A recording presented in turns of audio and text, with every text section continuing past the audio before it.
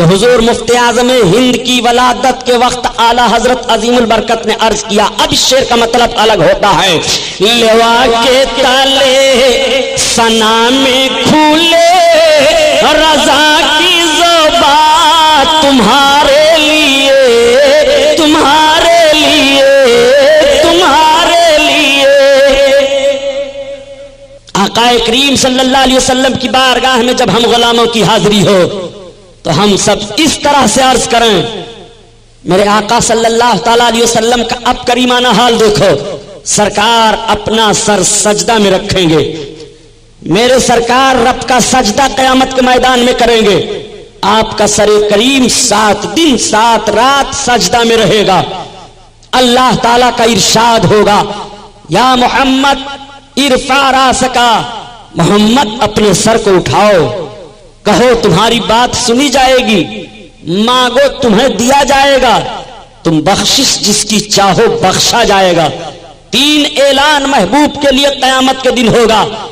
میرے سرکار کو رب تعالیٰ فرمائے گا اپنے سر کو اٹھاؤ، کہو تمہاری بات سنی جائے گی، مانگو تمہیں دیا جائے گا، تم بخشش چاہو بخشا جائے گا.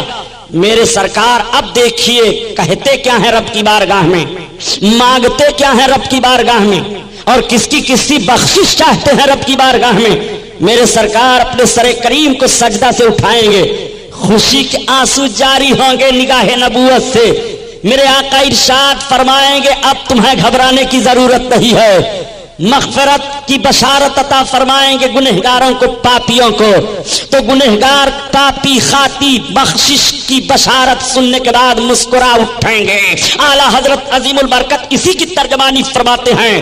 پیش حق مزودہ شفاعت کا سناتے جائیں گے اور آپ روتے جائیں گے، سب کو ہنساتے جائیں گے. اللہ نعرہ رسالت مسلک اعلیٰ حضرت آقا کریم صلی اللہ تعالی علیہ وسلم کا قریبانہ حال ذرا دیکھو. میرے سرکار کے مقدس آنکھوں میں خوشی کے آنسو جاری ہوں گے. آنکھوں میں آنسو 2 ہی وقت آتے ہیں، یا تو انتہائی خوشی حاصل ہو تب آنکھوں میں آنسو آ جاتے ہیں، یا تو انتہائی غم ہو تب آنکھوں میں آنسو آ جاتے ہیں. میرے سرکار کو انتہائی خوشی حاصل ہے. آقا کریم اتنے خوش ہیں کہ تشکر کے آنسو نگاہ پاک سے جاری ہو گئے اور سب کو بشارت دے رہے ہیں اب تمہیں گھبرانے کی ضرورت نہیں ہے. اعلیٰ حضرت عظیم البرکت فرماتے ہیں کہ اب آئی شفاعت کی ساعت آئی، ذرا چین لے میرے گھبرانے والے گھبرانے والے، ذرا چین لے میرے گھبرانے والے گھبرانے والے. اللہ اللہ اے گھبرانے والوں اب چین و سکون میں آ جاؤ. آقا کریم صلی اللہ علیہ وسلم کا اب دریائے کرم دیکھو، اب سرکار کی عظمت ملاحظہ کرو. اسی لیے میں عرض کرتا ہوں اے مسلمانوں، نبی کونین کی عظمت کو جو لوگ مدینہ شریف ہی کی گلیوں سے سمجھنا چاہتے ہیں، مکہ طیبہ سے دیکھنا چاہتے ہیں، مقام احد مقام خندق سے دیکھنا چاہتے ہیں، وہ بجائے ان جگہوں سے دیکھنے کے آئے ذرا دیکھیں قیامت کے میدان کا نقشہ سامنے رکھیں، تب وہ دیکھیں عظمت مصطفیٰ آقا کریم صلی اللہ علیہ وسلم کی عظمت ذرا ملاحظہ کرتے چلیے. میرے سرکار صلی اللہ تعالیٰ علیہ وسلم رب کی بارگاہ میں آپ عرض کیا کریں گے؟ رب تعالیٰ نے حکم دیا محبوب اپنے سر کو اٹھاؤ، کہو تمہاری بات سنی جائے گی. تو میرے سرکار کہیں گے کیا ذرا دیکھو. میرے آقا عرض کریں گے پروردگار یہ سب تیرے بندے ہیں، ان کا حساب و کتاب جلد فرما دے. رب تعالیٰ قبول فرمائے گا. اب حساب و کتاب شروع ہو جائے گا. حساب و کتاب کتنی دیر میں ہوگی؟ آؤ ذرا دیکھو، صرف 6 گھنٹہ کے اندر اندر سارا حساب و کتاب ختم ہو جائے گا. اللہ اکبر. اور کیسے کیسے لوگ بخش دیے جائیں گے. تو اعلیٰ حضرت عظیم البرکت کے والد گرامی علامہ نقی علی خان رحمۃ اللہ تعالیٰ علیہ الکلام الاوضح فی تفسیر علم نشرہ میں تحریر فرماتے ہیں کہ 4 ارب 90 کروڑ 77 لاکھ مومنین کی مغفرت بلا حساب و کتاب کر دی جائے گی. اللہ اللہ. اور صرف 6 گھنٹے کے اندر اندر سارا حساب و کتاب ختم کر دیا جائے گا. اب سوال یہ پیدا ہوتا ہے کہ جب 6 گھنٹے کے اندر اندر سارا حساب و کتاب ختم ہوگا. تو مفتی واجد علی صاحب نے تو حدیث سنا دیا تھا کہ قیامت کا ایک دن 50,000 برس کا ہوگا. پھر یہ سارا وقت کس لیے ہوگا؟ آخر اللہ تعالیٰ کو تو علم ہے کہ میرا فلاں بندہ جنتی ہے، فلاں جہنمی ہے، فلاں کے پاس اتنی نیکیاں ہیں، فلاں کے پاس اتنی برائیاں ہیں، فلاں اتنی نیکیاں کرے گا، فلاں اتنی اچھائیاں کرے گا. جنتی کو جنت میں ڈال دے، جہنمی کو جہنم میں ڈال دے. کوئی احتجاج نہیں کر سکتا. یہ حساب و کتاب کی ضرورت کیا ہے؟ یہ ہنگامے محشر کی ضرورت کیا ہے؟ میزان کی ضرورت کیا ہے؟ پل صراط قائم کرنے کی ضرورت کیا ہے؟ یہ بھیڑ بھاڑ اکٹھا کرنے کی ضرورت کیا ہے؟ مقام محمود کی ضرورت کیا ہے؟ پھر سرکار کے یہ بخشوانے کی ضرورت کیا ہے؟ تو اعلیٰ حضرت عظیم البرکت کے بھائی استاد زمن علامہ حسن حدیث کی روشنی میں بیان دے رہے ہیں کہ یہ سارا وقت اظہار مصطفیٰ کی عظمت کے لیے ہوگا کہ فقط اتنا سبب ہے انعقاد بزم محشر کا کہ تیری شان محبوبی دکھائی جانے والی ہے. اللہ اکبر. یہ سارا کام آقا کی عظمت کے اظہار کے لیے ہوگا. یہ پل صراط آقا کی عظمت کے اظہار کے لیے ہے. یہ میزان آقا کی عظمت کے اظہار کے لیے ہے. یہ حساب و کتاب آقا کی عظمت کے اظہار کے لیے ہے. یہ مقام محمود آقا کی عظمت کے اظہار کے لیے ہے. یہ مقام شفاعت آقا کی عظمت کے اظہار کے لیے ہے. فقط اتنا سبب ہے انعقاد بزم محشر کا کہ تیری شان محبوبی دکھائی جانے والی ہے. آؤ ذرا دیکھو پیارے، آقا کریم صلی اللہ تعالیٰ علیہ وسلم رب کی بارگاہ میں عرض گزار ہوئی، مولا یہ سب تیرے بندے ہیں، ان کا حساب و کتاب جلد فرما. میزان قائم کر دیا گیا ہے. میزان پر امت محمدیہ کے لوگ پہلے چڑھائے جائیں گے، پہلے ان کا حساب و کتاب ہوگا. قیامت میں 120 صفیں لوگوں کی ہوں گی، جس میں سے صرف 80 صفیں ہمارے آقا صلی اللہ علیہ وسلم کے امتیوں کی ہوں گی. بقیہ 40 صفوں میں سارے نبیوں اور رسولوں کے امتی ہوں گے. اتنی تعداد ہوگی. نبی کونین صلی اللہ تعالیٰ علیہ وسلم پر قربان جاؤ، اپنے آقا کی عظمت دیکھتے چلو. آقا کریم صلی اللہ تعالیٰ علیہ وسلم کے امتی لائے جا رہے ہیں. میزان پر چڑھا دیا گیا ہے امتی کو. اب اس کے پاس نیکیاں نہیں ہیں، برائیاں ہی برائیاں ہیں. شرم و ندامت سے اس کی آنکھ جھک جائے گی، نگاہ جھک جائے گی، آنکھوں سے آنسو جاری ہو جائیں گے. وہ رونے لگے گا، اس کی ہچکی بچ جائے گی. حکم ہوگا اس کو جہنم کی طرف گھسیٹتے ہوئے لے چلو. جہنم کی طرف لے جایا جانے لگے گا. جیسے جہنم کی طرف لے جائیں گے وہ آواز دے گا، انظر یا رسول اللہ، میرے سرکار میری طرف نظر کرم فرمائیے. یا رسول اللہ مجھے بچائیے، اے میرے سرکار ہمیں جہنم سے بچائیے. جیسے وہ آواز دے گا تو اعلیٰ حضرت عظیم البرکت کے بھائی استاد زمن علامہ حسن رحمۃ اللہ تعالیٰ علیہ اس کا نقشہ اس طرح سے بیان فرماتے ہیں کہ کسی طرف سے صدا آئے گی حضور آؤ،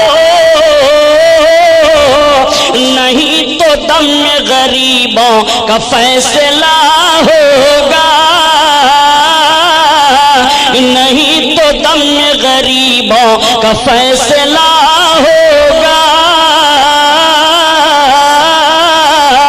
اللہ اللہ. اب میرے سرکار صلی اللہ علیہ وسلم تشریف فرما ہوں گے. فرشتوں کیا بات ہے یا رسول اللہ، یہ آپ کا امتی ہے، اس کے پاس کوئی عمل نہیں ہے. میزان پر بھی چڑھایا گیا، یا رسول اللہ اس کے پاس نیکیاں نہیں ہیں.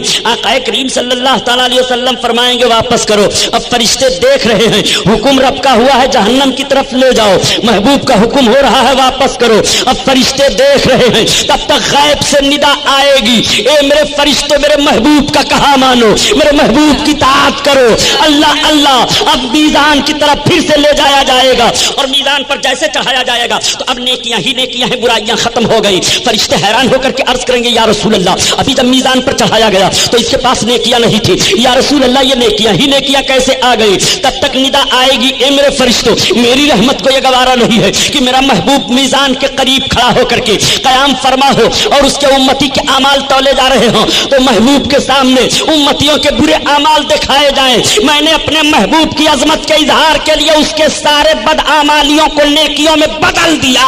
اللہ اکبر. اسی لیے کہا گیا ہے کہ کس لیے فکر کریں حشر کے دن کیا ہوگا، کیا ہوگا، سامنے ان کے جو کچھ ہوگا وہ اچھا ہوگا، اچھا ہوگا. اور جذبہ عشق بتاوت سامنے جب میرے محبوب کا جلوہ ہوگا، جلوہ ہوگا. سامنے جب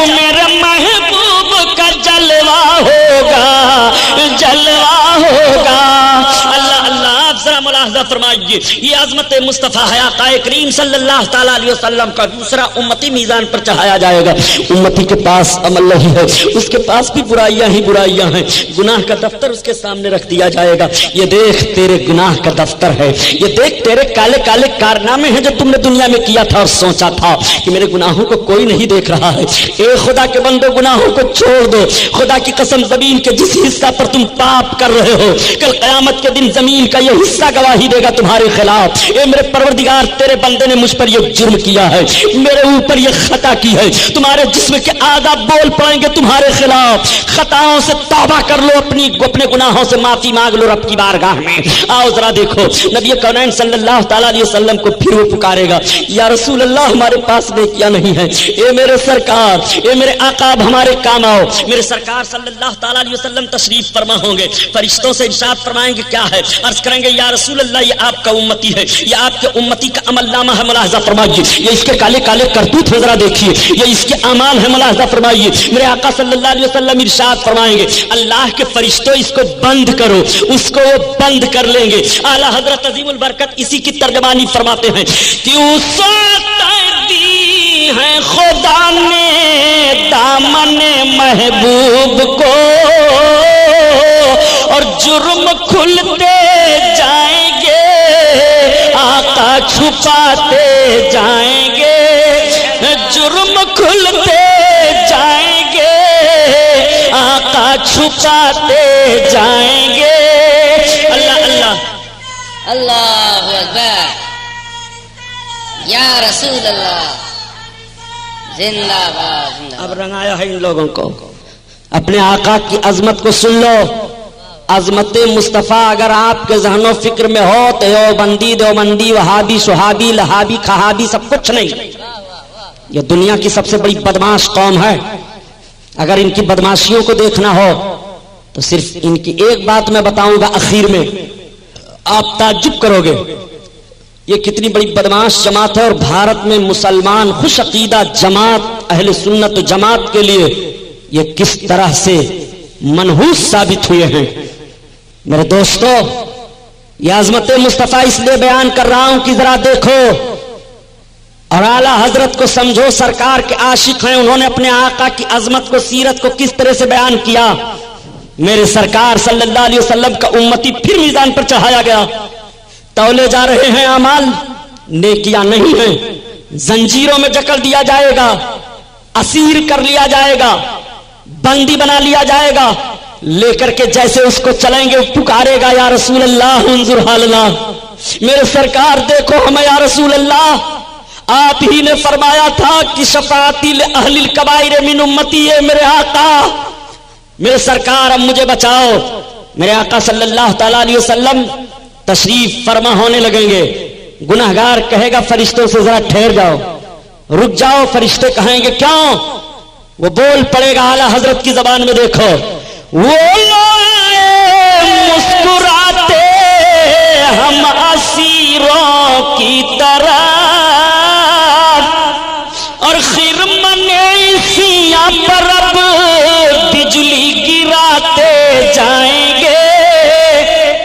اللہ کے فرشتے وہ دیکھو سید المرسلین آ رہے ہیں مسکراتے ہوئے، وہ بشیر و نذیر آ رہے ہیں، وہ میرے سرکار آ رہے ہیں، آقا کریم صلی اللہ علیہ وسلم تب تک تشریف فرما ہوں گے۔ اللہ کے فرشتوں کیا ہے یا رسول اللہ، یا آپ کا گنہگار امتی ہے، اس کے پاس پاپ ہی پاپ ہیں، زنجیروں میں جکڑ کر کے اسے جہنم میں ڈالا جائے گا۔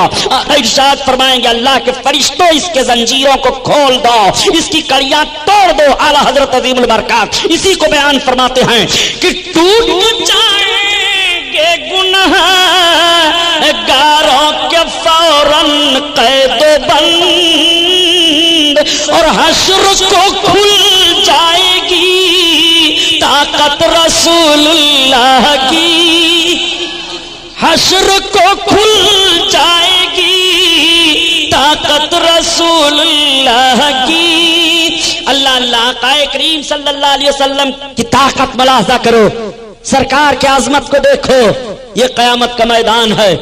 میرے آقا صلی اللہ تعالی علیہ وسلم اس طرح سے بخشش فرمائیں گے، میرے سرکار شفاعت کا دروازہ کھول دیں گے، آقا کریم صلی اللہ تعالی علیہ وسلم رب کی بارگاہ میں عرض کریں گے مولا یہ گنہگار جماعت ہے بخشش فرما. محبوب قبول کر لیا. پروردگار اس جماعت کی بخشش فرما دے. محبوب قبول کر لیا. محبوب رب کی بارگاہ میں عرض کرتے جا رہے ہیں. رب کی طرف سے اجابت ملتی چلی جا رہی ہے. آقا کریم صلی اللہ تعالی علیہ وسلم کے گنہگار امتی بخشے جا رہے ہیں. میرے آقا صلی اللہ تعالی علیہ وسلم کا فرمان عالی شان ہوگا میری امت کے صدیقوں تم بھی شفاعت کرو. اب سرکار کی امت کے نیکوکار پرہیزگار شہداء صدیقین حجاج حفاظ علماء یہ سب سرکار کے اشارے پر حکم پر رب کی بارگاہ میں شفاعت کرنا شروع کریں گے. چنانچہ آقا کریم صلی اللہ تعالی علیہ وسلم ارشاد فرماتے ہیں میری امت کے صلحاء شفاعت فرمائیں گے. اگر اللہ تعالیٰ نے کسی کے حج کو قبول فرما لیا ہے تو حاجی اپنے گھر کے 400 افراد کو جہنم سے بچائے گا. حافظ قرآن 29 آدمیوں کو جہنم سے بچائے گا جن پر جہنم واجب ہو چکا ہو. علماء دین شفاعت کریں گے. بزرگان دین شفاعت کریں گے. ائمہ کرام شفاعت کریں گے. حضرت امام اعظم ابو حنیفہ کی شفاعت ہوگی. حنفیوں کی مغفرت ہو رہی ہے. امام شافعی رب کی بارگاہ میں سفارش کریں گے. شافعیوں کی بخشش ہو رہی ہے. امام احمد حنبل سفارش کر رہے ہیں. حنبلیوں کی مغفرت ہو رہی ہے. امام مالک سفارش کر رہے ہیں. مالکیوں کی بخشش ہو رہی ہے. غوث اعظم رب کی بارگاہ میں سفارش کر رہے ہیں. قادری بخشے جا رہے ہیں. اعلی حضرت عظیم البرکت رب کی بارگاہ میں سفارشی ہوں گے. رضوی بخشے جا رہے ہیں. برکت اللہ شاہ مارہوی سفارشی ہوں گے. برکاتی بخشے جا رہے ہیں. یہ بزرگان دین رب کی بارگاہ میں یہ نیکوکار رب کی بارگاہ میں سفارش کریں کہ گنہگاروں کی مغفرت ہو رہی ہے. اللہ اللہ آپ ذرا ملاحظہ فرمائیں. اب جنتی جنت میں جانے لگیں گے اور دوزخیوں کو دوزخ میں ڈالا جانے لگے گا. آقا کریم صلی اللہ تعالی علیہ وسلم کو اطلاع دی جائے گی یا رسول اللہ اب آپ کی امت پل صراط سے گزر رہی ہے. میرے سرکار پل صراط کے کنارے تشریف فرما ہوں گے اور رب کی بارگاہ میں عرض کریں گے رب سلم پروردگار سلامتی عطا فرما. مولا سلامتی عطا فرما میری امت گزر رہی ہے. میری امت گزر رہی ہے. مسلمانوں ایسے رسول کا کلمہ پڑھ رہے ہو. میزان عمل پر تمہارے کام آ رہے ہیں. تپش محشر میں تمہارے کام آ رہے ہیں. حوض کوثر پر تمہارے کام آ رہے ہیں. پل صراط سے گزر رہے ہو تو تمہارے کام آ رہے ہیں. میرے آقا صلی اللہ تعالی علیہ وسلم رب کی بارگاہ میں سلامتی کی دعا مانگ رہے ہیں تو اعلی حضرت عظیم البرکت فرماتے ہیں کہ جب میرے آقا صلی اللہ تعالی علیہ وسلم رب کی بارگاہ میں سلامتی کی دعا مانگ رہے ہوں اور ہم سب لوگوں کو اس وقت پل صراط سے گزرنا ہو تو ہمیں اب گھبرانے کی ضرورت نہیں ہے. ہمیں پریشان ہونے کی ضرورت نہیں ہے. بلکہ اب ایسے ماحول میں جب ہم گزریں گے پل صراط سے تو ہمارے گزرنے کی کیفیت اس طرح سے ہوگی کہ رضا پل سے اب وجد کرتے گزریے. رضا پل سے اب وجد کرتے گزریے کہ ہے رب سلیم صدائے محمد صدائے محمد. اللہ اللہ آقا کریم صلی اللہ تعالی علیہ وسلم تشریف فرما ہوں گے. ایک بات اور عرض کرتا چلو پیارے میرے سرکار تو پل صراط کے کنارے قیام فرما ہوں گے. آقا کا حکم ہوگا جبریل امین کو بھی اطلاع دے دو. حضرت جبریل کو کیوں اطلاع دی جائے گی ذرا اس کو بھی دیکھو. میرے سرکار جب معراج شریف میں تشریف لے گئے تھے حضرت ام ہانی کے گھر سے چلنے لگے تھے تو شوخی کر دیا تھا براق سواری. آقا کریم صلی اللہ تعالی علیہ وسلم سوار ہونے لگے تو براق شوخی کرنے لگا مچلنے لگا. حضرت جبریل نے کہا براق ٹھہر تو نہیں سمجھتا ہے یہ امام الانبیاء ہیں. تب تک براق بول پڑتا ہے یہ سید الملائکہ جبریل امین میں جان رہا ہوں یہ سید المرسلین ہے میرے آقا ہیں.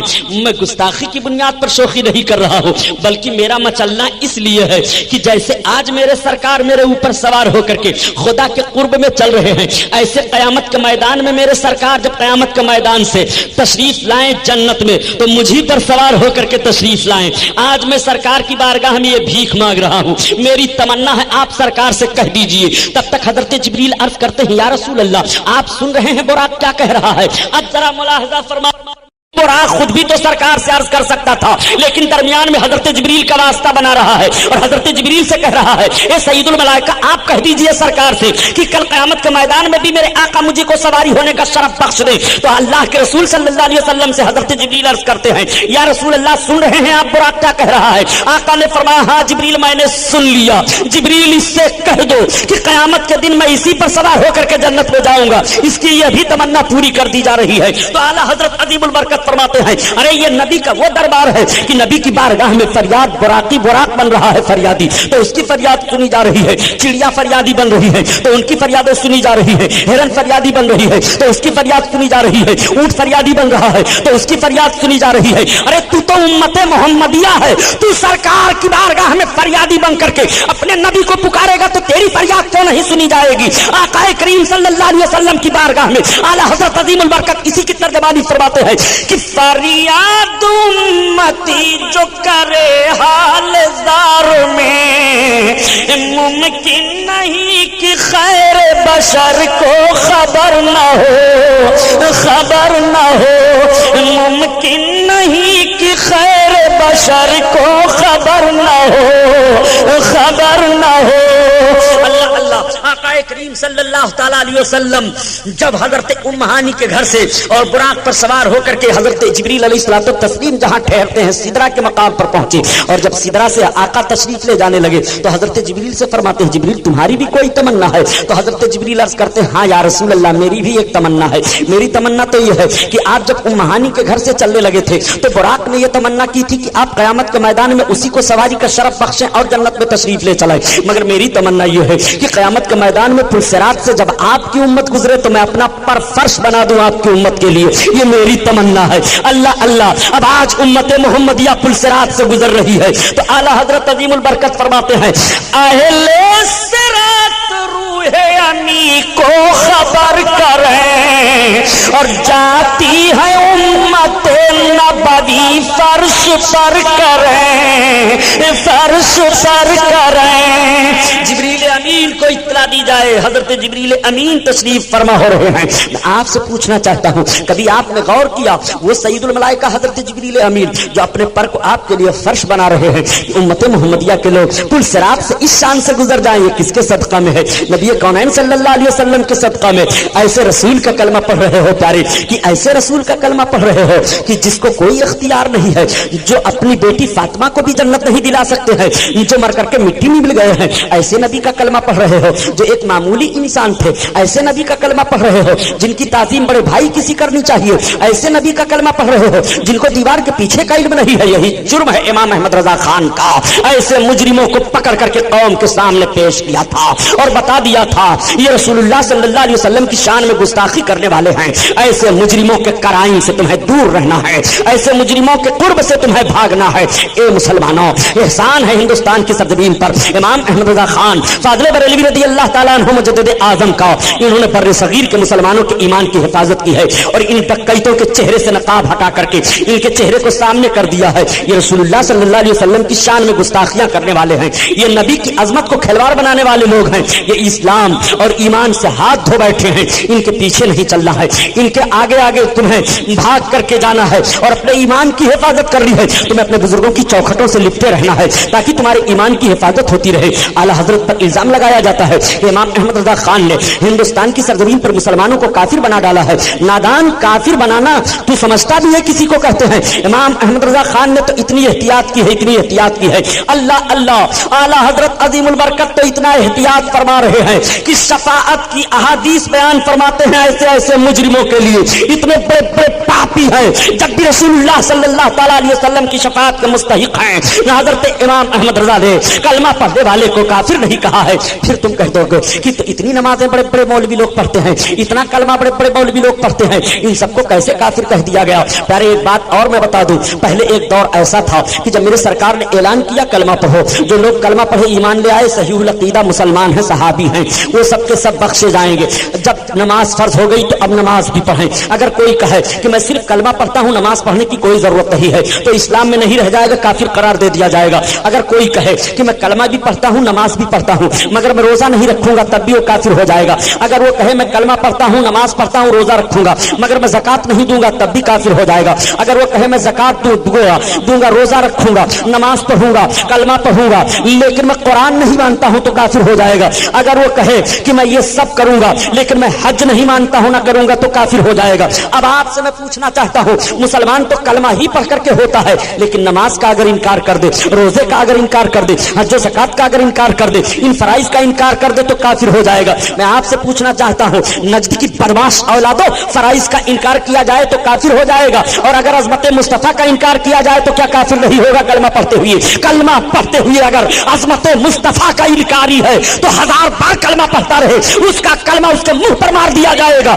اس کا کلمہ اس کا پڑھنا کام نہیں آئے گا۔ عظمت مصطفیٰ کے ساتھ جب کلمہ پڑھے گا تب اسے کافر نہیں قرار دیا جائے گا، اور اگر عظمت مصطفیٰ نکال کر کلمہ پڑھ رہا ہے تو نماز روزہ کرتا رہے، وہ عظمت مصطفیٰ کا منکر ہے تو قطعاً مومن کہا ہی نہیں جائے گا۔ میں بتا دوں ایک حدیث کے حوالہ سے، ابریز شریف ایک کتاب ہے تصوف میں، ابریز شریف میں یہ حدیث ہے، جو اللہ کے رسول صلی اللہ علیہ وسلم کے سامنے صحابہ کرام نے ایک جوان کا ذکر کیا، عرض کیا یا رسول اللہ، ہم میں ایک جوان ہے جو بہت نماز پڑھتا ہے، بڑا نیکوکار ہے، بڑا عمل والا ہے۔ صحابہ تعریف کر رہے تھے، تب تک وہ جوان سرکار کے سامنے آ گیا۔ جیسے سرکار کے سامنے وہ جوان پہنچا تو صحابہ نے عرض کیا یا رسول اللہ، یہی جوان ہے جس کی تعریف ہم کر رہے تھے۔ میرے آقا نے اس کی طرف دیکھا، اس نے سرکار کو سلام کیا۔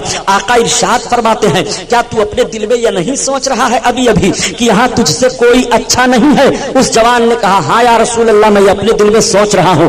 اس نے اپنے دل میں سرکار کے سامنے صرف اتنا ہی سوچا کہ یہاں مجھ سے اچھا کوئی نہیں ہے، اپنے عمل پر گھمنڈ کرتے ہوئے کہ مجھ سے اچھا کوئی نہیں ہے۔ نبی کونین صلی اللہ تعالیٰ علیہ وسلم نے اس کے دل کے سوچنے کو جان لیا۔ اب وہاں سے وہ سرکار کو سلام کر کے چلا آیا مسجد میں۔ میرے آقا ارشاد فرماتے ہیں، کون ہے جو اس کو قتل کر دے گا؟ میں آپ سے پوچھنا چاہتا ہوں، رسول اللہ نے نماز پڑھنے والے کو قتل کرنے کا حکم کیوں دیا؟ سرکار فرماتے ہیں کون ہے جو اس کو قتل کر دے گا؟ حضرت ابوبکر صدیق فرماتے ہیں میں قتل کروں گا۔ چنانچہ حضرت ابوبکر صدیق گئے، فوراً واپس آ جاتے ہیں، ان کی نگاہ دیکھ رہی ہے کہ وہ تو نماز کی نیت باندھ چکا ہے۔ حضرت ابوبکر اپنے دل میں سوچنے لگے، علماء بیان فرماتے ہیں کہ نبی نماز پڑھنے والے کو قتل کا حکم کیسے دیں گے؟ ہاں آپ فرماتے ہیں کون ہے قتل کرے گا؟ تب تک حضرت عمر فاروق اعظم بڑھے، یا رسول اللہ میں اس کی گردن مار دوں گا۔ آپ جب گئے تو وہ رکوع میں جا چکا تھا، آپ سوچنے لگے رکوع میں جانے والے کو سرکار کیسے فرما دیں گے؟ چنانچہ پلٹ پڑے، تب تک میرے آقا تیسری بار فرماتے ہیں کون ہے جو اس کو قتل کرے گا؟ تب تک مولا کائنات فرماتے ہیں میں عرض کرتے ہیں میں قتل کر دوں گا۔ آقا فرماتے ہیں ہاں علی تم ضرور قتل کر دیتے، مگر اس کو پاؤ تب۔ میرے سرکار نے جیسے اتنا ارشاد فرمایا، اب حضرت علی رضی اللہ تعالیٰ عنہ تلوار لے کر کے بڑھے، مسجد میں گئے، دیکھا تو نماز پڑھ کر کے نکل گیا تھا۔ سب تشویش میں پڑ گئے، آقا کی بارگاہ میں عرض کرنے لگے یا رسول اللہ معاملہ کیا ہے؟ سبوں نے عرض کیا یا رسول اللہ ہم ضرور اسے قتل کر دیتے، مگر ہم نے سوچا کہ آقا نمازی کو مارنے کے لیے حکم کیسے دیں گے؟ میں آپ سے پوچھنا چاہتا ہوں، وہ نماز روزہ کی رٹ لگانے والے نجدی بدماشوں، سنو، سرکار کی سیرت بیان کرنے والوں، نبی کونین صلی اللہ تعالی علیہ وسلم نے اس جوان کو قتل کرنے کا حکم کیوں دیا؟ آقا فرماتے ہیں علی ضرور تم قتل کر دیتے، مگر پاؤ تب۔ میرے آقا کا علم غیب بھی دیکھو، سرکار یہ بھی نشاندہی کر رہے ہیں گویا علی اب تم اسے پاؤ گے نہیں، نکل گیا۔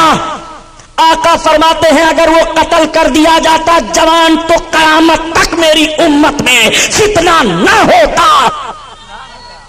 اللہ اور بتاؤں، کلمہ پڑھنے والے کو کافر نہ کہو، اٹھاؤ قرآن دیکھو، مسجد زرار کا واقعہ پڑھو، سورہ منافقون قرآن میں ہے، سورہ منافقون کا ترجمہ اردو میں پڑھتے چلے جاؤ، دیکھ ڈالو اور پورا ترجمہ پڑھنے کے بعد فیصلہ دینا۔ سورہ منافقون سورت سے تمہیں کیا سبق حاصل ہے؟ آقا کریم صلی اللہ تعالی علیہ وسلم کی بارگاہ میں جب صحابہ نے عرض کیا یا رسول اللہ میں نے فلاں کو فلاں کو فلاں کو دیکھا ہے، وہ آپ کا کلمہ بھی پڑھتا ہے مگر کبھی کبھی آپ کی شان میں کچھ بک بھی جاتا ہے، میرے سرکار خاموش ہیں۔ جب سورہ منافقون نازل ہوئی، سرکار مسجد نبوی شریف میں تشریف لے گئے، جمعہ کا دن ہے، منبر پر تشریف فرما ہوئے، مسجد نبوی کھچا کھچ نمازیوں سے بھری ہے۔ کوئی غیر کلمہ پڑھنے والا سرکار کے دور ظاہری میں مسجد نبوی میں داخل ہو سکتا تھا؟ تھی کسی کے اندر ہمت؟ سب کلمہ پڑھنے والے بیٹھے ہیں، سب نماز پڑھنے گئے ہیں، میرے آقا منبر پر تشریف فرما ہوئے، خطبہ دینا شروع کیا، ارشاد فرمایا میرے سرکار نے آیت تلاوت کرتے ہوئے کہ میری مسجد میں جتنے منافق ہیں وہ سب کے سب نکل جائیں۔ कोई नहीं निकल रहा है, सब खामोश हैं। सहाबा कहते हैं कि इतना सख्त दिन हम लोगों पर कोई नहीं आया जब मेरे सरकार ने मस्जिद में ऐलान फरमाया था अगर मुनाफिकीन नहीं निकलते हैं तो मैं एक एक का नाम लेकर अभी निकालूंगा। इल्मे गैब का इससे भारी सबूत और क्या लोगे जालिमों, हराम खोरों। सरकार फरमाते हैं अगर नहीं भागोगे हमारी मस्जिद से तो अभी एक एक का नाम ले लेकर के निकालूंगा।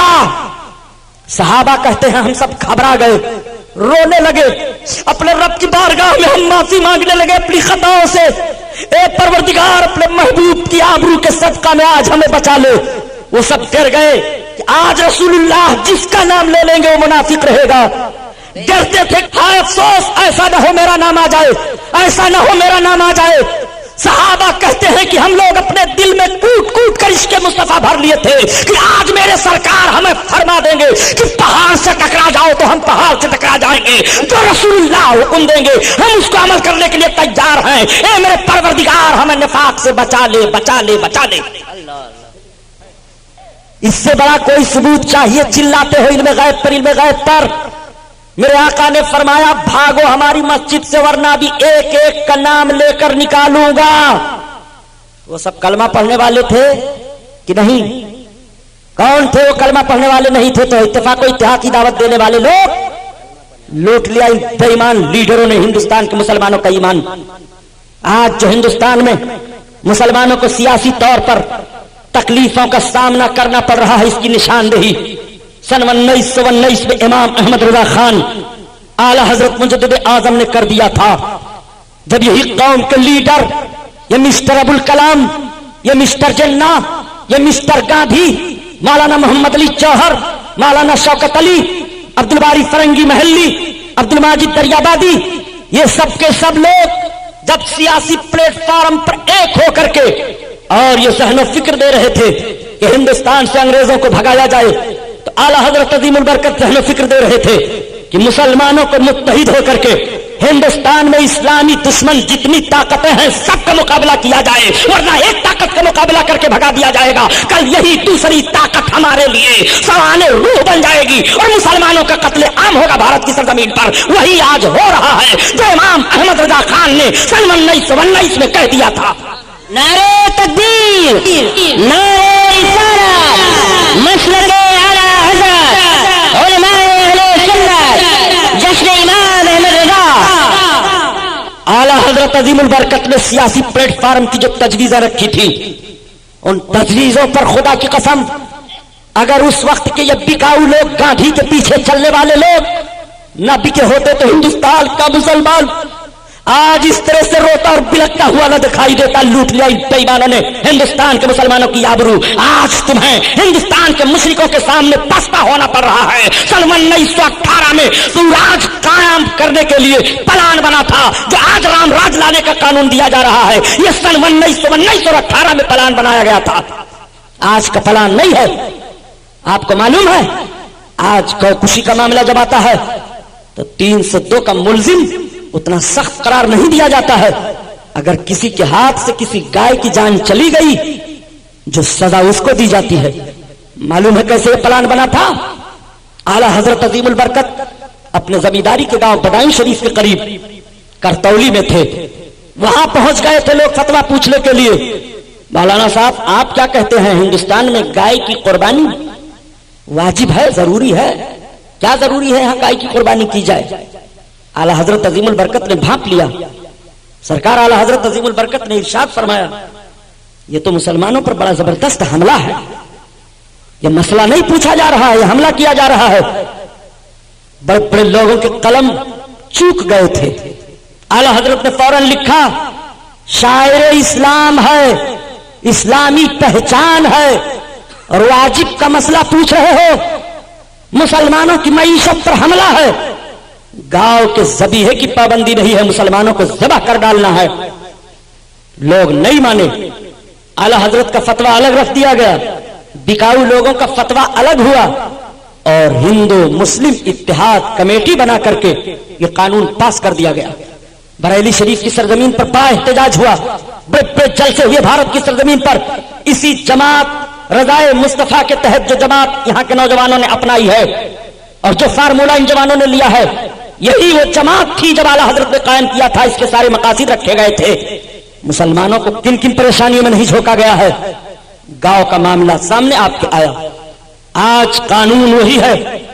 लोगों ने कहा हम राम राज लाएंगे, उसके ताल्लुक से 1919 में बहस हुई, गौकुशी का मामला सामने आया। गांधी जैसे लोग कह रहे थे कि मुसलमानों को चाहिए कि हिंदुस्तान से चले जाएं, हिजरत कर जाएं, इनको दिक्कतों का सामना करना पड़ रहा है। आला हजरत अजीमुल बरकत ने फरमाया था, हिजरत का फतवा देने वाले तुम कौन हो? हिंदुस्तान की सरजमीन पर तुमसे ज्यादा हमारा हक है। भारत की सरजमीन को भारत हम लोगों ने बनाया है, सोने का चिड़िया हम लोगों ने इसको बनाया है। भारत जब तुम्हारे कब्जा में था तो तुम्हारी तारीखें हम दिखा दें।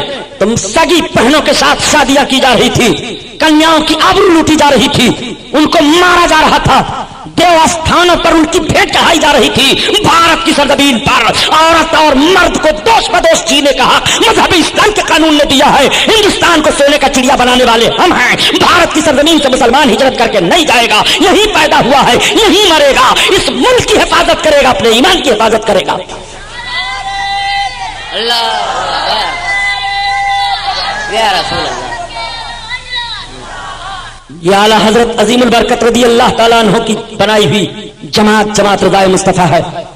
आला हजरत पर इल्जाम दिया जाता है कि आला हजरत ने सबको काफिर बना डाला है। आओ जरा देखो, इस्लाम और कुफ्र का मामला सामने रखो। मेरे आका सल्लल्लाहु ताला अलैहि वसल्लम मस्जिद नबवी में इरशाद फरमाते हैं, निकलो मुनाफिकीन, वरना एक एक का नाम लेकर मैं भगाऊंगा। सब चुप हैं। मेरे आका ने इरशाद फरमाया, अब नाम लेना शुरू किया। ए फला उठ, निकल, फखरुज फइन्नका मुनाफिक, निकल तू मुनाफिक है। ए फला तू निकल, तू निकल, तू निकल। एक एक का नाम ले लेकर के सरकार निकालना शुरू करते हैं। मुफस्सरीन ने शुमार किया है 300 मर्द 175 औरतें मस्जिद नबवी से निकाली गई। 550 लोग निकाल दिए गए। 550 मस्जिद नबवी में गए थे। ये किस लिए गए थे? नमाज पढ़ने के लिए जाहिरी तौर पर ना, रोजा भी रखते थे जाहिरी तौर पर, कुरान की तिलावत भी करते थे, मुसलमानों के बगल में बैठते भी थे, मुसलमानों का नाम भी उनका था, और सरकार की मस्जिद में गए थे, सरकार के पीछे नमाज पढ़ने गए थे। 550 लोगों की जमात निकाली गई, सब भगा दिए गए, ताकि कौम देख ले कि ऐसे लोग भी जमात में हुआ करेंगे। ये लोग मुनाफिक हैं, जबान से कुछ कहते हैं, दिल में कुछ रहते हैं। अगर ऐसी जमात मिले तो ये ईमान वाले नहीं रहेंगे, ये बेईमान रहेंगे। इनको कुरान ने अपनी जबान में मुनाफिक कहा है, ये मुनाफिकीन की जमात है। जब सरकार ने मुनाफिक फरमा दिया तो अब ईमानदार रह जाएंगे? बहुत बेहया कौम है ये, इतनी बड़ी बेहया है कि ये सब चले गए मस्जिद बनाने लगे बेहूदे। अब मस्जिद बनाकर तैयार कर दिया, गए फिर सरकार के पास, कहा अच्छा आपने अपनी मस्जिद में तो हमको नमाज नहीं पढ़ने दिया है, हम लोगों ने मस्जिद बनाई है, चलिए आप भी उसमें पढ़ लीजिए। तो रब ताला ने हुक्म दिया, महबूब ये मस्जिद इबादत के लिए नहीं बनाए हैं, फितना के लिए बनाए हैं। मेरे सरकार ने एक सहाबी को बुलाया और कहा तुम एक और ले लो। 2 सहाबियों को हुक्म दिया, कहा जाओ फूको, जाओ जलाओ। जला दिया गया। उसका नाम मस्जिद ज़रार है, जिसका जिक्र कुरान में आया है। मस्जिद ज़रार को फुकवाया अल्लाह के रसूल ने मदीना तैयबा में। जिस जगह पर इन मुनाफिकों ने मस्जिद बनाई थी सरकार के खिलाफ और सरकार ने फुकवा दिया था, ठीक उसी जगह पर सऊदी अरबिया ने मस्जिद बनाई है और बनाने के बाद उसका नाम मस्जिद नूर रखा है। यहीं से इसके बेईमान और ईमानदार होने की अलामत जाहिर हो जाती है कि अगर ये बेईमान हुकूमत ना होती तो नबी ने जिस जगह पर जलवा दी मस्जिद बनाने से, वो जगह छोड़ दी जाती कि जब मेरे आका ने इस जगह पर जलवा दिया मस्जिद बनाने से तो इस जगह पर हम मस्जिद नहीं बनाएंगे, नहीं बनाएंगे। ये जगह रसूलुल्लाह को पसंद नहीं है और जब रसूल को पसंद नहीं है तो अल्लाह को पसंद नहीं है। मगर इस जालिम हुकूमत ने मस्जिद बना करके उसका नाम मस्जिद नूर रखा। कितनी तारीखें आपके सामने रखी जाएं, ना कहिए। आप लोग काफिर कह डालते हैं कलमा पढ़ने वालों को। ऐसे बगैर इश्क़ मुस्तफा के कलमा पढ़ने वालों को कुरान ने काफिर कहा है, हम नहीं कह रहे हैं, आला हजरत नहीं कह रहे हैं, अल्लाह के रसूल ने काफिर कहा है, हम वही दोहरा रहे हैं। قرآن نے کافر کہا ہے، ہم وہی دوہرا رہے ہیں۔ کلمہ پڑھنے والوں کو اور کس نے قتل کیا؟ کلمہ پڑھنے والے کو قتل کرنا جائز ہے؟ بھائی مفتی صاحب سے فتویٰ آپ لیجئے کہ کلمہ پڑھنے والے کو قتل کرنا جائز ہے، تو مفتی صاحب فوراً فتوے کا رخ بدل دیں گے۔ کیسا کلمہ پڑھنے والا؟ اگر آپ اس طرح سے مسئلہ پوچھیں گے صحیح العقیدہ مسلمان کلمہ پڑھنے والے کا قتل کرنا جائز ہے تو قلم چل جائے گا، نہیں۔ اور آپ یوں ہی پوچھ لیں گے کلمہ پڑھنے والے کا قتل جائز ہے بلا وجہ یا وجہان، تو مفتی صاحب کا قلم دوسری طرح چلے گا، یہ پھر پوچھنا شروع کر دیں گے آپ سے کیسا کلمہ پڑھنے والا ہے، کس صورت سے قتل کے لیے پوچھ رہے ہو، قصاص کا معاملہ ہے کہ ظلم کا معاملہ ہے کہ کیسا معاملہ ہے؟ لیکن میں آپ سے مطلق سوال کر رہا ہوں ان کی زبان میں، کلمہ پڑھنے والے کا قتل جائز ہے؟ آپ کہو گے نہیں، پھر کربلا کے میدان میں معاملہ کیوں ہوا بھائی؟ حضرت امام حسین نے کیوں کلمہ پڑھنے والوں کو مارا؟ حضرت امام حسین نے کیوں کلمہ پڑھنے والوں کے خلاف تلوار اٹھائی؟ سنو، وہ کلمہ پڑھنے والے تھے، بد عمل تھے، بد عملی کی بنیاد پر ایک ناجائز قانون کو تقویت دے رہے تھے۔ امام حسین رضی اللہ تعالیٰ عنہ کی تلوار اٹھی کہ اب چاہے سر رہے نہ رہے، بد عمل لوگ بد عملی کی بنیاد پر کسی بد عمل کو تقویت دے مسلمانوں کا کہ وہ امیر ہو جائے، میں اس کو منظور نہیں کرتا ہوں۔ بد عملوں کے خلاف امام علی مقام کی تلوار چلتی رہی، اور بد عقیدوں کے خلاف امام علی مقام کے باپ حضرت علی کی تلوار چلتی رہی۔ خارجیوں کو حضرت علی نے مارا ہے اور بد عمل یزیدیوں کو امام حسین نے مارا ہے، اور دونوں نے بتا دیا ہے کہ مومن صالح کی صلح نہ بد عمل سے ہو سکتی ہے نہ بد عقیدہ سے ہو سکتی ہے۔ اگر وہ علی کا جوہر دکھانا چاہتا ہے تو اسے خارجیوں کی طرح سے تلوار اٹھانی پڑے گی کہ جیسے خارجیوں کو علی نے مارا تھا، ایسے تمہیں اسلام کے مخالفین کے خلاف تلوار اٹھانی پڑے گی، اور حسینی ہونے کا دم بھرتا ہے عملی دنیا میں آنے کے بعد امام حسین کا کردار ادا کرنا پڑے گا۔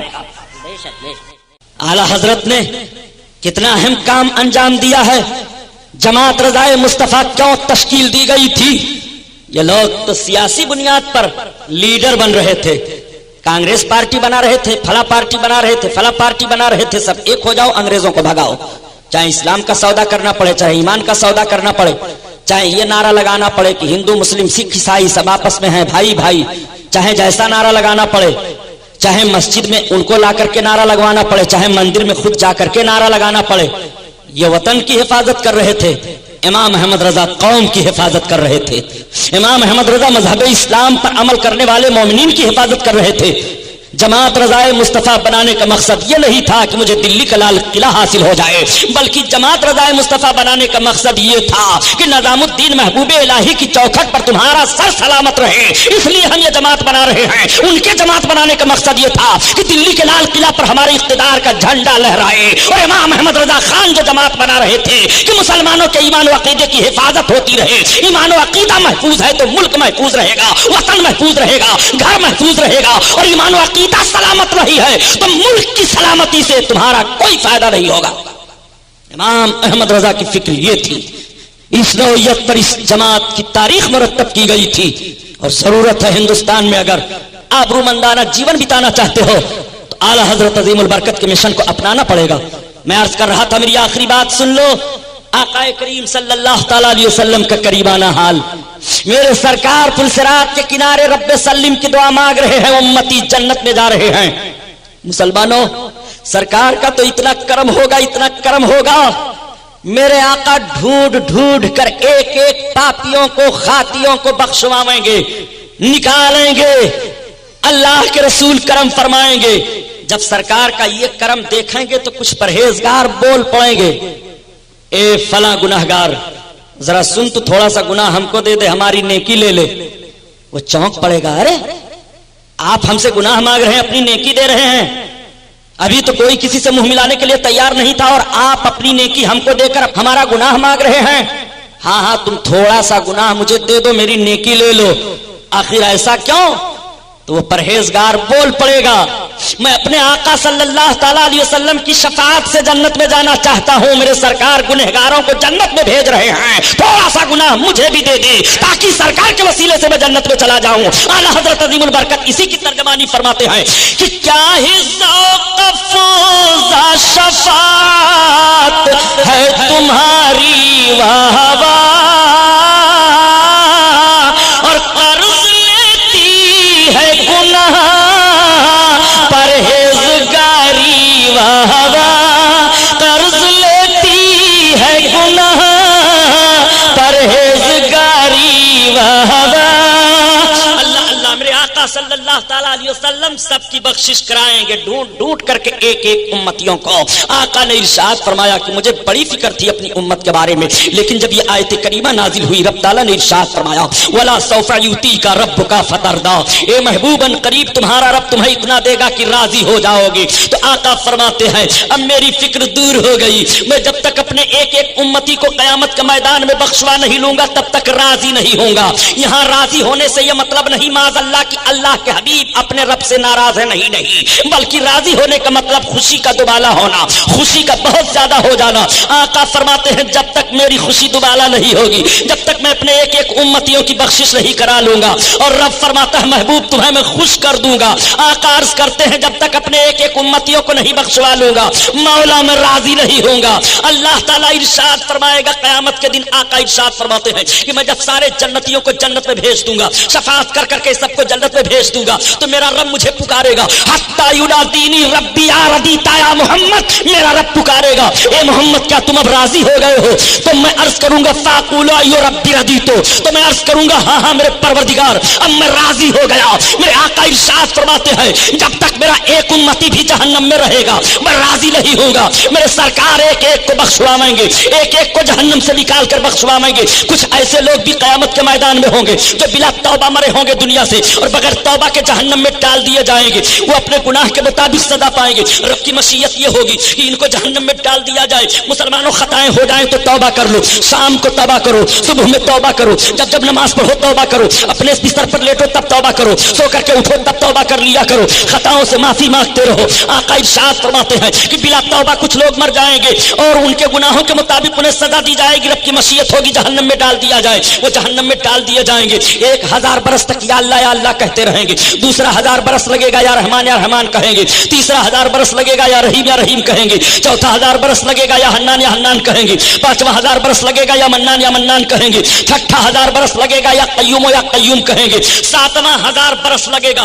कि ऑटोमेटिक पुकार उठेंगे वाह मोहम्मदा या रसूल अल्लाह अब हमें जहन्नम से निकालो, या हबीब अल्लाह अब हमें जहन्नम से निकालो, ए मेरे सरकार अब हमें जहन्नम से निकालो। जब नबी का नाम जहन्नम में लेना शुरू कर देंगे तो अल्लाह की रहमत मचल जाएगी। रब ताला हजरत जिब्रील से फरमाएगा जिब्रील जाओ देखो जहन्नम का मुआयना करो, उम्मत मोहम्मदिया के वो अफराद जो अपने गुनाहों की बुनियाद पर जहन्नम में डाल दिए गए उनका हाल क्या है? तो हजरत जिब्रील अलैहिस्सलाम अर्ज करेंगे परवरदिगार तू अपने बंदों का हाल ज्यादा जानने वाला है। रब फरमाएगा जिब्रील जाओ तो देखो। अब हजरत जिब्रील अलैहिस्सलाम तो तस्लीम आएंगे और जहन्नम के दरवाजा पर पहुंचेंगे। जहन्नम के दरवाजा पर मालिक फरिश्ता की ड्यूटी है। मालिक देखेंगे कि जिब्रील अमीन आ रहे हैं, मालिक इस्तकबाल करेंगे, जिब्रील अमीन को सलाम करेंगे, मालिक पूछेंगे कैसे आना हुआ। हजरत जिब्रील अमीन इरशाद फरमाएंगे मालिक ये बताओ उम्मत मोहम्मदिया के जो अफराद अपने गुनाहों से बिला तौबा किए हुए मरे थे और रब की मशीयत हुई कि उन्हें सजा दी जाए, जहन्नम में डाल दिए गए थे, उनका हाल क्या है? तो मालिक कहेंगे कि अल्लाह ने भेजा है। हजरत जिब्रील अर्ज फरमाएंगे हाँ। तब मालिक कहेंगे उनका बड़ा बुरा हाल है,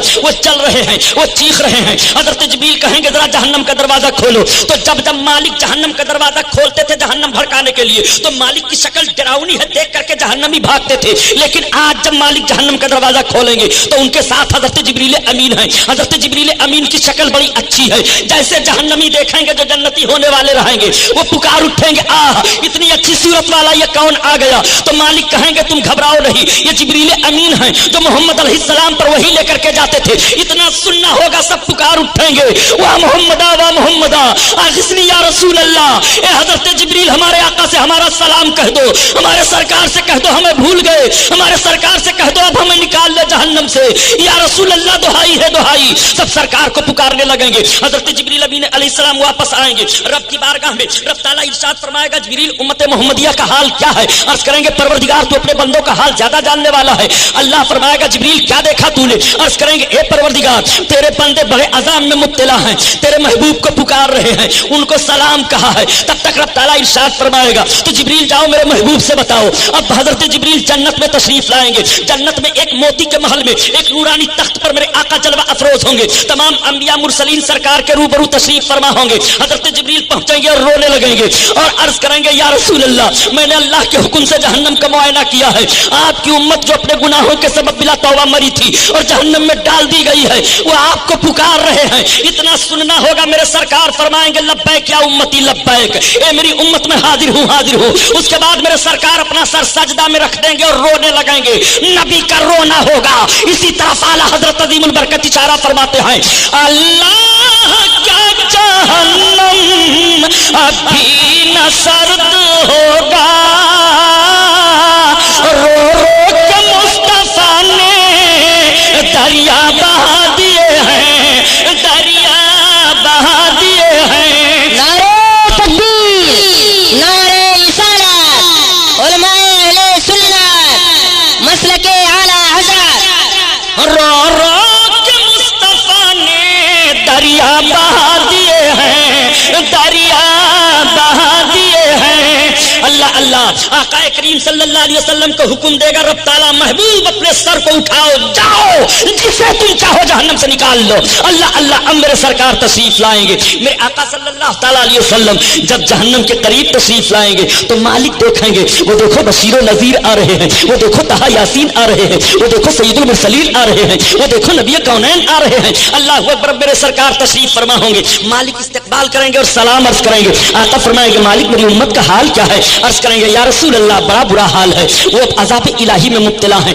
آقا ارشاد فرمائیں گے مالک جہنم کا دروازہ کھولو. عرض کریں گے یا رسول اللہ رب کا حکم ہے. آقا فرمائیں گے ہاں. جیسے مالک جہنم کا دروازہ کھولیں گے اور سب کی نظر سرکار پر پڑے گی تو اعلیٰ حضرت کی زبان میں سنو گرچہ ہے بے حد قصور تم ہو عفو غفور اور بخش دو جرم و خطا تم پہ کرو درود، بخش دو جرم و خطا تم پہ کرو درود. اللہ اللہ میرے آقا صلی اللہ علیہ وسلم جس کے دل میں رائی کے ذرہ برابر بھی ایمان ہوگا نکال لیں گے جہنم سے اور میرے سرکار لائیں گے. نہر حیات میں غسل دیا جائے گا. سب کے جسم چمکنے لگیں گے مگر پھر بھی ان کی پیشانی پر لکھا رہے گا ہم قوم جہنمی تھے.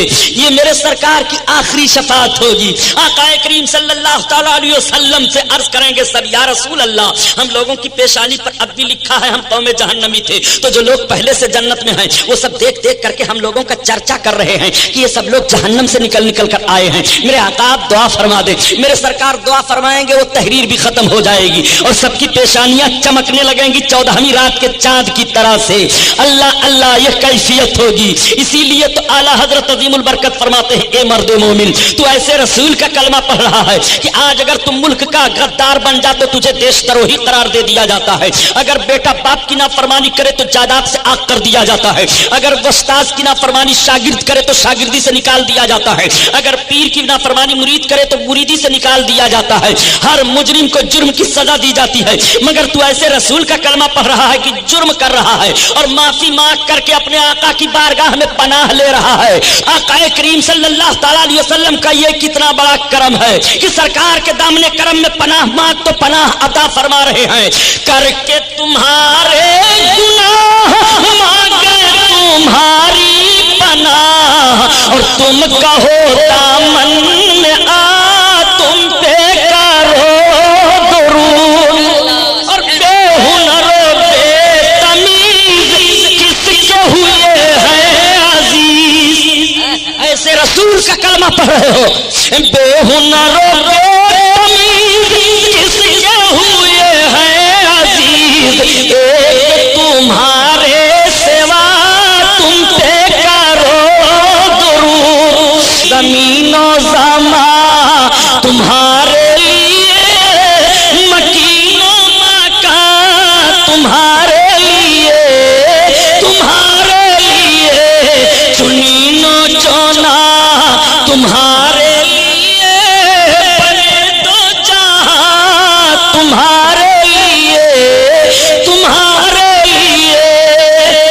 جماعت رضائے مصطفیٰ زندہ باد، جشن امام احمد رضا پائندہ باد، وما علینا الا البلاغ۔ السلام علیکم۔ مکہ معظمہ کے شیخ العلماء محافظ کتب حرم علامہ سید شاہ اسماعیل خلیل رحمت اللہ تعالی علیہ اعلی حضرت کے بارے میں فرماتے ہیں، لو قیل فی حقہ انہ مجدد ھذا القرن لکان حقا و صدقا، یعنی اگر ان کے حق میں کہا جائے کہ وہ اس صدی کے مجدد ہیں تو بے شک حق وہ صحیح ہے۔ مدینہ منورہ کے شیخ العلماء حضرت علامہ موسیٰ علی شامی ازہری احمدی درویری مدنی اعلی حضرت کے بارے میں فرماتے ہیں کہ وہ اماموں کا امام اور مجدد ہے اس امت کے امور دینیہ کا، جو قلوب کی تائید اور یقین کے نور سے آراستہ ہے۔ شیخ احمد رضا خان اللہ تعالی آپ کو دنیا و آخرت میں قبول و رضوان عطا فرمائے۔ حضرت علامہ شیخ عابد حسین مفتی مالکیہ مکہ شریف اعلی حضرت کے بارے میں فرماتے ہیں، علماء مشاہیر کا سردار، معزز فاضلوں کا سرمایہ افتخار، سعادت دارین و ملت، محمود سیرت، ہر کام میں پسندیدہ، صاحب عدل، عالم بعمل، صاحب احسان، حضرت مولانا احمد رضا خان تو اس بات میں یعنی گستاخان مصطفیٰ صلی اللہ علیہ وسلم کا رد فرما کر فرض کفایہ ادا کر دیا۔ شیخ سعید بن سید محمد الغزی شیخ الدلائل مدینہ شریف فرماتے ہیں، جب شک و شبہ کی اندھیری رات چھا جاتی ہے تو وہ اپنے علم کے آسمان سے 14ویں کا چاند چمکاتا ہے۔ اس طرح نسلاً بعد نسل علماء کاملین و ناقدین کے ہاتھوں شریعت مطہرہ تغیر و تبدل سے محفوظ رہی، اور ان جلیل القدر علماء میں سے زیادہ سمجھ اور عظیم علم رکھنے والے حضرت مولانا احمد رضا خان ہیں۔ حضرت علامہ شیخ سید محمد علوی مالکی قاضی القضات مکہ شریف اعلی حضرت کے بارے میں فرماتے ہیں، ان کی محبت سنیت کی نشانی اور ان سے دشمنی گمراہی کی علامت ہے۔ مکہ شریف کے زبردست عالم دین حضرت مولانا شیخ عبد الرحمن مکی رحمت اللہ تعالی علیہ فرماتے ہیں کہ مکہ شریف کے علماء جب امام احمد رضا فاضل بریلوی سے ملتے تو ان کا ہاتھ چومتے اور اتنے ادب سے پیش آتے کہ میں نے کسی ہندوستانی عالم کی اتنی عزت و تعظیم ہوتی کبھی نہیں دیکھی۔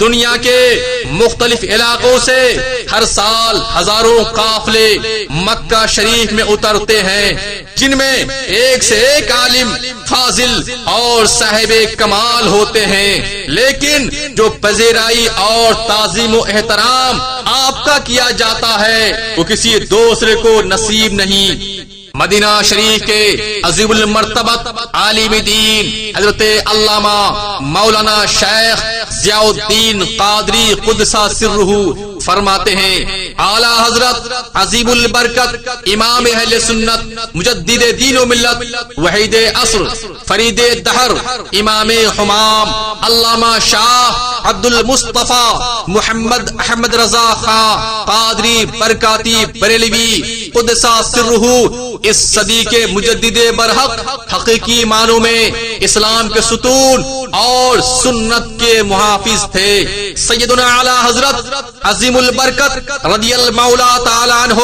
اپنے اوصاف دینی، خدمات علمی اور عظیم الشان تجدیدی کارناموں کے سبب اپنے عصر کے منفرد بطل جلیل تھے۔